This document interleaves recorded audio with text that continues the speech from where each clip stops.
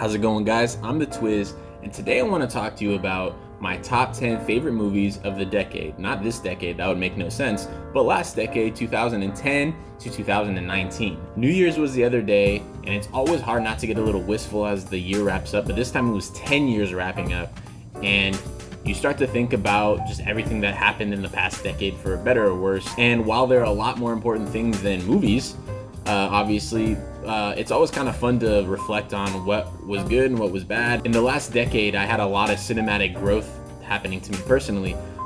2010 was a crucial year for me. I watched every movie in theaters, like I've said before, 140 movies. I learned a lot about movies just in that one year, and it helped me. It forced me to watch movies that I would have never even thought to watch or never watched probably in my entire life. I knew next to nothing about movies other than I liked them, but that year helped me realize what I liked about good movies and what I didn't like about the bad movies. And ever since then, my journey has kind of skyrocketed, and I was watching movies 3 times a week in theaters, and I watched a lot of movies last decade. Obviously, I didn't watch every movie. I have my top 200 films of all time ranked officially, which is an ever-changing and ever-growing list. I plan on also doing a top movies list of 2019, but there's still a few I want to watch before I make like a definitive list.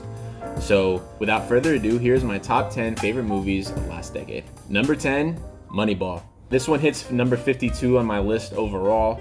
It's about Oakland A's general manager Billy Beane as he controversially uses deep analytics to build a roster which ultimately breaks the major league record for longest winning streak ever. I watched this movie in theaters and I just fell in love with it, and it's probably my favorite sports movie of all time. I love it on a personal level because I was actually at the game where they broke the record. I'm from Oakland area originally, and I was at that game, and it was literally like the most magical thing ever. And every time I watch Moneyball, I just get goosebumps, and I recall being there and the intensity that was built up and the suspense. It was just like it replicated that of being at the game. And it's weird because I'm sure the director Bennett Miller wasn't at the game or anything like that, but it's bizarre, it's uncanny how much he replicated the feel of actually being there.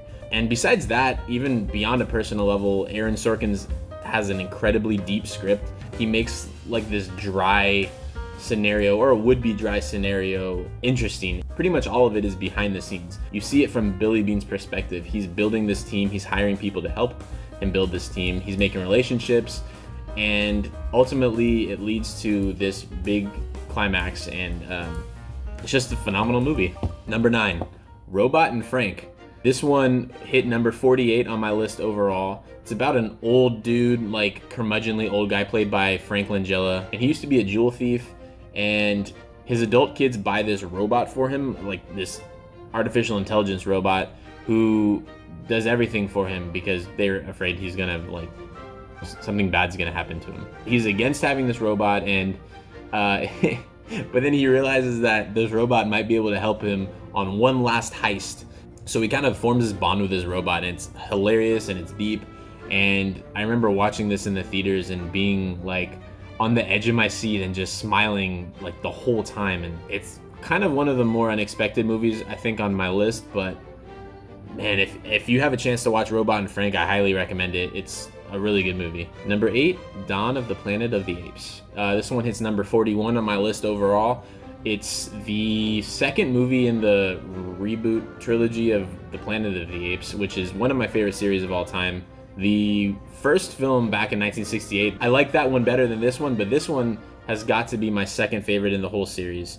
I mean, there's nothing much to say about it. If you're into Planet of the Apes, I mean, you've probably already seen this movie.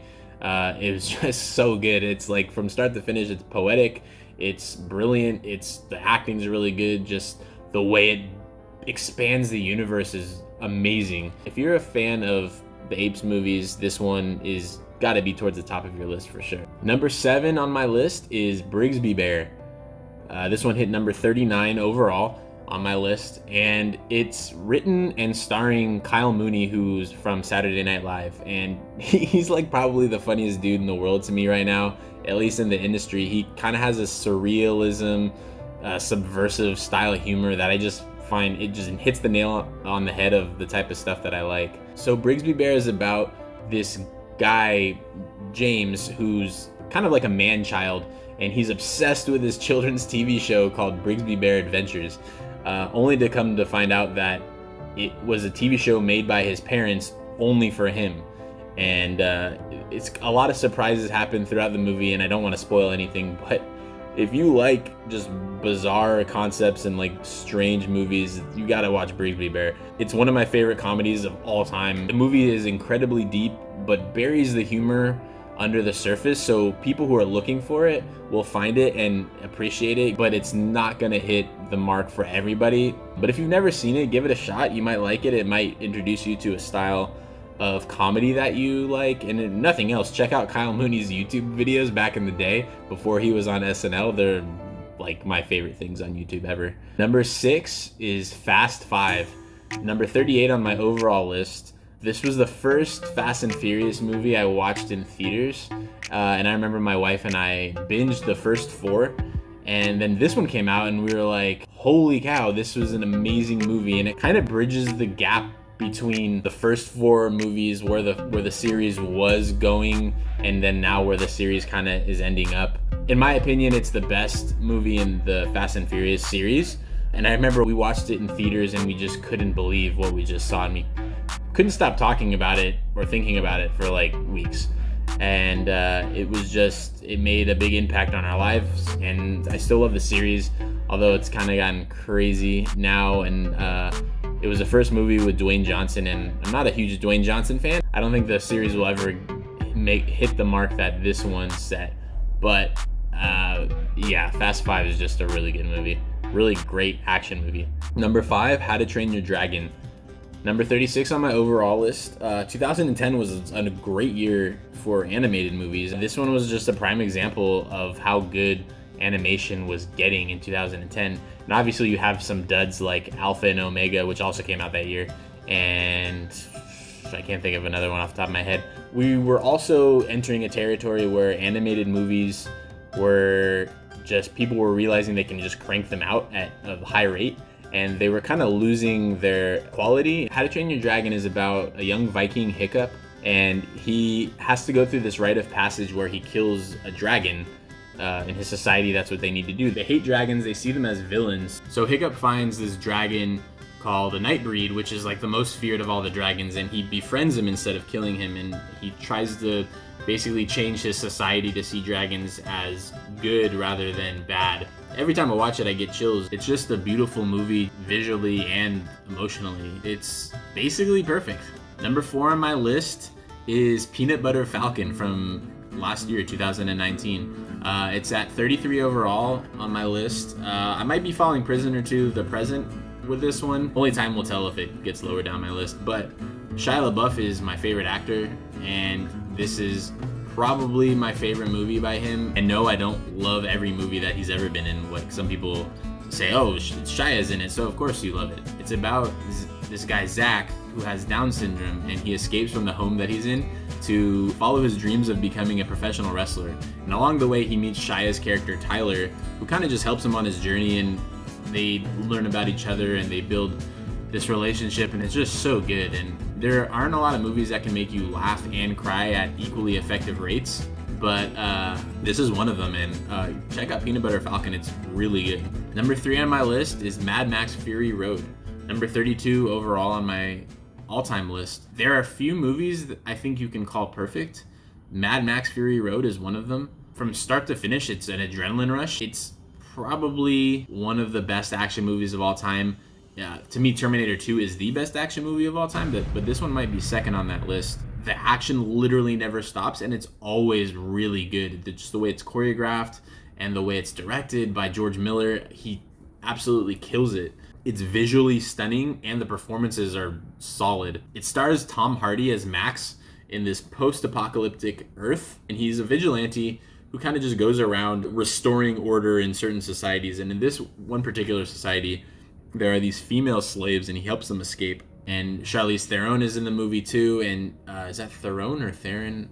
She's in the movie, and it's just really good. I'm not a huge fan of the first 3 Mad Max movies, but this one made me want to give the other ones a chance, to see the movies as kind of a sequential order. from the beginning to this one. I still don't like the first one that much. Mad Max Fury Road is a movie that exists with like several narratives behind it, but it's prolific in its own right that it stands out despite and regardless of all those narratives behind it. My number 2 movie on my list is Midnight in Paris, which is 22 overall on my all-time list, and definitely my favorite romantic comedy of all time, if you can call it a romantic comedy. It's about a struggling writer who goes to Paris to just kind of get inspiration, and he goes there with his fiance and then starts to realize that maybe they have different goals in life and different passions, and it's just so good, and it's hilarious, and Woody Allen directs it and wrote it, and stars Owen Wilson in kind of like this Woody Allen type character. I don't really love watching the same movie back to back,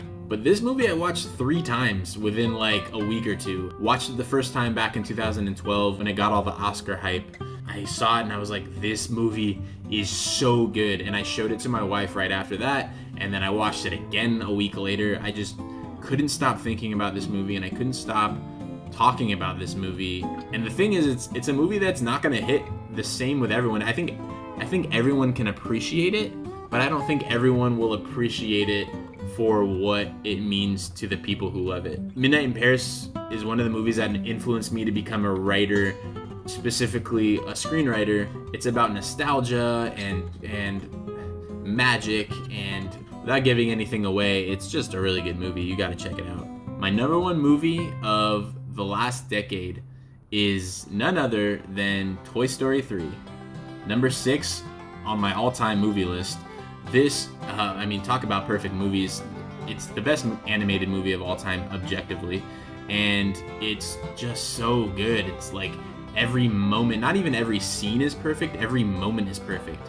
It makes you laugh, it makes you cry, and it came out a perfect amount of time after the first Toy Story, where the people who grew up with the first Toy Story are now at a different stage in their lives, and it spoke to that audience like myself in a way that another movie wouldn't have been able to do. I know the order of my list I said might change over time, but this one for sure will always be my favorite movie of the last decade.